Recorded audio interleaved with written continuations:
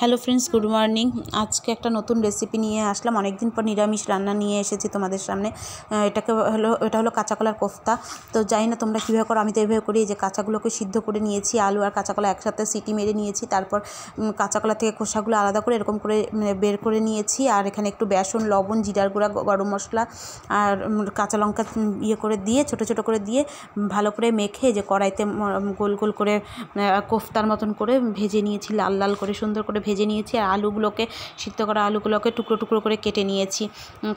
কাটার পর ওই তেলের মধ্যেই আমি একটু জিরা আর শুকনো লঙ্কা ফোড়ন দিয়ে আলুগুলোকে ভালো করে লাল করে ভেজে নিয়েছি। ওর মধ্যে একটু জিরা, আদা, লঙ্কা মশলা পেস্ট করে দিয়ে দিয়েছি, একটু ধনিয়ার গুঁড়া, লঙ্কার গুঁড়ো, ওর কাশ্মীরি লাল মির্চ আর কি, ওটা দিয়েছি, লবণ, হলুদ সব দিয়ে ভালো করে একটু মিষ্টি দিয়ে দিয়েছি তেলের মধ্যে, যাতে কালারটা লাল হয়।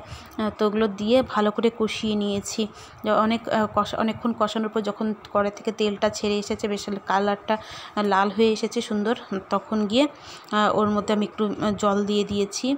জল দিয়ে তারপরে একটু মাখা মাখা বেশ হয়ে গেলে, একটু বেশি মাখা করব না, নাহলে আবার বড়াতে ঝোল চুষে নিলে তখন ঝোল আর কিছুই থাকে না। তাই একটু জল দেওয়ার কিছুক্ষণ পরেই আমি বড়াগুলো দিয়েছি, ভেজে রাখা যে বড়াগুলো, কোফতাগুলো, সেগুলো দিয়ে দিয়েছি। আর দেওয়ার পর তারপরে একটু ঘি, গরম মশলা আর একটু মিষ্টি দিয়েছি, কারণ নিরামিষ তো, তাই একটু মিষ্টি মিষ্টি খেতে ভালো লাগে। তাই আমি আর একটু চিনি অ্যাড করে দিয়েছি।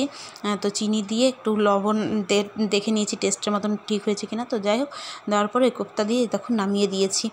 আর এটাই বানিয়েছি নিরামিষের মধ্যে অন্যরকম। তো নিরামিষ রান্নাও অনেক সময় ভালো লাগে যদি সুন্দরভাবে সেটা হয়। তো কেমন লাগলো তোমরা একবার ট্রাই করো, কেমন লাগে জানিও রেসিপিটা।